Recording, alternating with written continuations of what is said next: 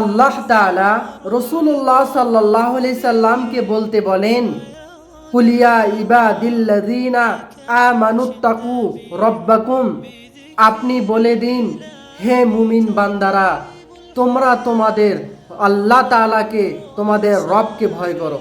লিল্লাযিনা আহসানু ফি হাযিহিদ দুনিয়া হাসানা, আর যারা দুনিয়াতে ভালো কাজ করে, সঠিক রাস্তায় চলে, আল্লাহ তাআলার রাস্তায় চলে, তার জন্য দুনিয়াও উত্তম এবং মরার পরে তো আরও অনেক কিছুই আছে।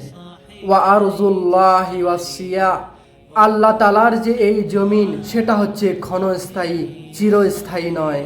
ইন্নামা ইউওয়াফাস সাবিরুনা, নিশ্চয় যারা ধৈর্যশীল ব্যক্তি, যারা ধৈর্য ধারণ করে, আজরুহুম বিগয়রি হিসাব, তাদের জন্য আল্লাহ তাআলা রেখেছেন অগণিত প্রতিদান, যা আল্লাহ তাআলা তাদের জন্য প্রদান করেন।